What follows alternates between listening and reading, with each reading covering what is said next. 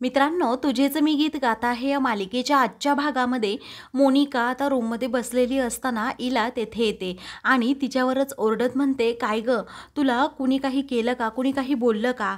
माझी मुलगी एवढ्या मोठ्या प्रसंगातून घरी सुखरूपपणे निभावून आली, तरीही माझ्या मुलीला असा सासुरवास करतायत. मी अजिबात हे सहन करू शकत नाही.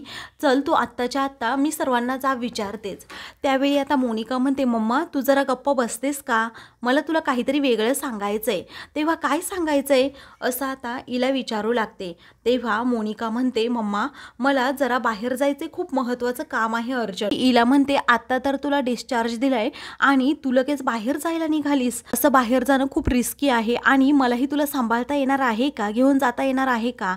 ती म्हणते, हो येईल मम्मा, जास्त बडबड करू नकोस, तू चल. तेव्हा मोनिका आता हिला बरोबर लगेच बाहेर जायला निघते. तर दुसरीकडे मल्हार, विजय आणि निरंजन मामा, त्याचबरोबर पोलीस, हे सगळेजण आता ज्या ठिकाणी अपघात झालेला असतो त्या ठिकाणी येतात. वैदेहीला जोराजोरात आवाज देऊ लागतात. सगळेजण अगदी वैदेहीचा कसून शोध घेत असतात. आणि मोनिकाच्या गाडीचा अपघात झालेला असतो त्या ठिकाणी मल्हार जातो आणि तेथे त्याला वैदेहीची ओढणी सापडते. तो वैदेही वैदेही असा खूप जोरात आवाज देतो. त्यानंतर त्याचा पाय अचानक घसरणार असतो आणि तो खोल दरीत जाणार असतो. तोच निरंजन मामा आता त्याला पकडतात आणि म्हणतात, मल्हार साहेब जरा हो व्यवस्थित, कारण आपल्याला वैदेहीला शोधायचंय. मग आता मल्हार वैदेहीला आवाज देऊन पूर्णपणे हताश होतो, कारण वैदेही त्याला कुठेच सापडत नाही. जय देखील वैदेहीला आवाज देत असतो. तिचा आवाज कुठून तरी येईल असं त्याला वाटत असतं.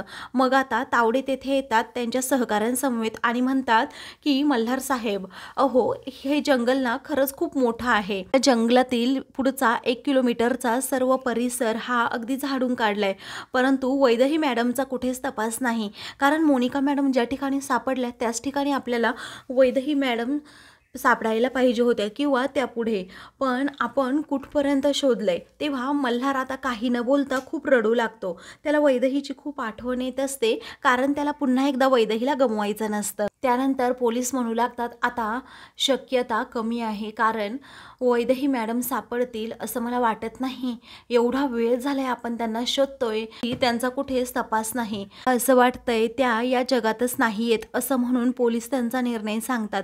मग आता एक माणूस असतो, तो म्हणतो की पुढे खूप मोठी दलदल आहे, त्या दलदलीत जर एखादा माणूस गेला तर वाचण्याचे चान्सेस खूप कमी आहेत. तेव्हा मल्हारला आता मोठा धक्काच बसतो. त्यानंतर तावडे म्हणतात की मल्हार साहेब, आता तुम्ही एक काम करा, आपण दिवसभर तर त्यांना शोधलंय, त्यांचा तपासच नाही, परंतु आता तुम्ही घरी जा, आम्ही आमच्या परीने शोधकार्य सुरू ठेवू. तेव्हा मल्हार आता खूप रडत असतो. विजय आणि निरंजन मामा हे मल्हारला समजावतात, तू काळजी करू नकोस, आपली वैदेही नक्कीच आपल्यापर्यंत पोहोचेल. इकडे स्वरा, पिहू आणि आई या तिघीही आता देवघरात असतात आणि वैदेही लवकरात लवकर घरी येऊ देत अशी प्रार्थना करत असतात. मग आता क्षमा ही तेथे येते आणि म्हणते की स्वरा, तुला एक सांगू का? तेव्हा माझ्या वैदेही आईबद्दल असेल तर नक्कीच सांग, असं स्वरा म्हणते.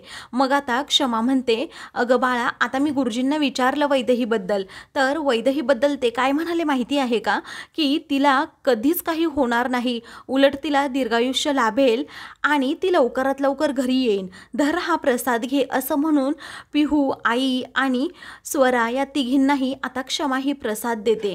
तेव्हा त्या तिघींनाही खूप आनंद झालेला असतो आणि स्वराला देखील. आता स्वरा लगेच बाप्पाकडे प्रार्थना करते, माझी आई जिथे आहे ना तिथे अगदी सुखरूप असू देत. पिहू म्हणते, तू काळजी करू नको, वैदेही आंटी लवकरात लवकर घरी येणारच आहे. पिहू म्हणते की ज्योतिषाने आता सांगितलंय ना की सगळं काही ठीक होईल, तू काळजी करू नकोस. बघ तुला भूक लागली ना, चल मग ही गुड न्यूज मिळाल्यानंतर आपण दोघीही जेवण करू, असं म्हणून ती स्वराला आता तेथून घेऊन जाते. मग आता आई म्हणतात, त्या ज्योतिषाचं भविष्य खरं ठरू देत, माझी वैदेही लवकरात लवकर सापडू देत. क्षमा म्हणते, आई, कोणत्याही ज्योतिषाने वैदेहीबद्दल काही सांगितलेलं नाहीये, परंतु स्वराला बरं वाटावं ना यासाठी मी असं बोलले. तेव्हा आईलाही खूप वाईट वाटतं. क्षमा म्हणते, जगातील सर्वात मोठा ज्योतिष आपल्या समोरच आहे, तो म्हणजे करता करविता गणपती बाप्पा. मग आता त्याच्या समोरच आपण साकडं घालू, वैदेही लवकरात लवकर घरी येऊ देत. त्यानंतर मोनिका आता एका गोडाऊनमध्ये येते आणि काठी टेकवत टेकवत आता आपला रस्ता शोधत पुढे पुढे चाललेली असते। ती पुढे जात असताना तिच्या धक्क्याने सगळे बॉक्स हे खाली पडतात। तर वैदेही आता तेथे किडनॅप करून मोनिकाने ठेवलेली असते। तेव्हा वैदेही आता जागी होते आणि मोनिकाकडे पाहतच राहते। तिला त्या ॲक्सिडेंटचे सर्व क्षण आता आठवू लागतात। मोनिका आता लगेच पुढे येते आणि वैदेहीजवळ येऊन थांबते, म्हणते की तुला आश्चर्याचा धक्का बसला असेल ना वैदेही, माझी अशी अवस्था कशी झाली म्हणून। पण तुला एक सांगू का, स्वरा, मल्हार, पिहू या सर्वांना माझी खरंच खूप काळजी आहे, कारण मी तसा ड्रामाच केलाय, कारण माझी दृष्टी गेली आहे असं म्हणून ती वैदेहीला जबर धक्काच देते।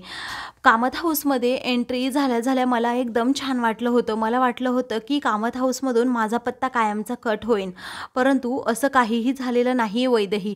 ते घर माझंच होतं आणि माझंच आहे। त्या सर्वांना मी ॲक्सिडेंटची सर्व कहाणी सांगितली आणि त्यांना माझ्याबद्दल खरंच खूप वाईट वाटलं आणि तू किती मोठा त्याग केलाय, त्याचबरोबर किती चांगली आहे हे मी सर्वांना सांगितलं। तेव्हा खरं तर सर्वांना माझ्यावर विश्वास बसला, सर्वांना माझ्यावर दया यायला लागली की देवाने मला खूप मोठी शिक्षा दिली आणि मोनिका खरंच खूप मोठी शिक्षा भोगतीये। तुझी ती स्वरा, पिहू आणि मल्हार हे तिघे तर माझ्याबद्दल खूप पॉझिटिव्ह झाले आहेत, कारण त्या तिघांना असं वाटतंय मोनिकाला खूप मोठी देवाने शिक्षा दिली आणि ती तिच्या पापांची शिक्षा भोगतीये। तेव्हा वैदेही आता काही बोलत नसते, ती मात्र आपली गप्प असते, कारण मोनिकाला काय बोलावं हेच तिला समजत नाही।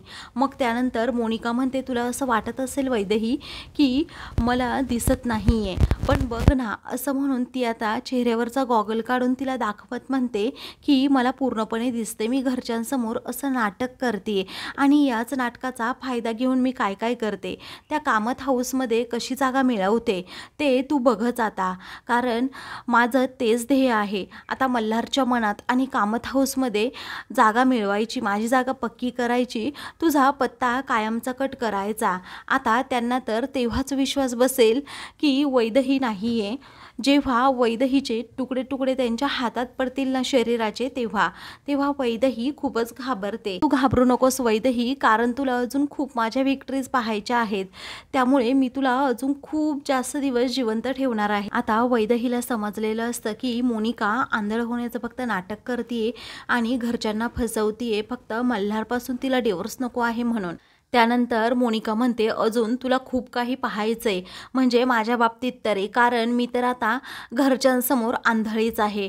पण एक गोष्ट तुला सांगू का, मल्हारला तर समजलेलं आहे मी आंधळी आहे म्हटल्यावर तो माझी खूप काळजी घेणार, माझ्या हाताला पकडणार, मला फिरायला घेऊन जाणार, मला तो प्रेमाने घास भरवणार, आम्ही दोघी नेहमी एकत्र असू आणि मग हळूहळू मल्हारला माझ्याबद्दल प्रेम वाटायला लागेल आणि मग मीही नव्याने पुन्हा त्याच्या प्रेमात पडेन। आमच्या तिघांची अशी परफेक्ट फॅमिली पुन्हा एकदा तयार होईल आणि मग ती परफेक्ट फॅमिली झाली की दोघेही पुन्हा एकदा सुखाचा संसार करू आणि मल्हारलाही तेच हवं असणार, कारण तुझा विचार तो डोक्यातून पूर्णपणे काढणार। गोष्टीसाठी अजून खूप वेळ आहे, आमच्या दोघांमधील हे प्रेम पाहून पिहूलाही खूपच छान वाटेल। त्यानंतर मोनिका मोठ्या तोऱ्यातच पुन्हा तो गॉगल घालते आणि पुन्हा काठी हातात घेत म्हणते, काय आहे ना, पापाची शिक्षा आता भोगावीच लागणार आणि आपण जे पाप करतो ते इथेच आपल्याला फेडावं लागतं, असं म्हणून ती मुद्दामच वैदेहीच्या पायावर जोरात काठी मारते।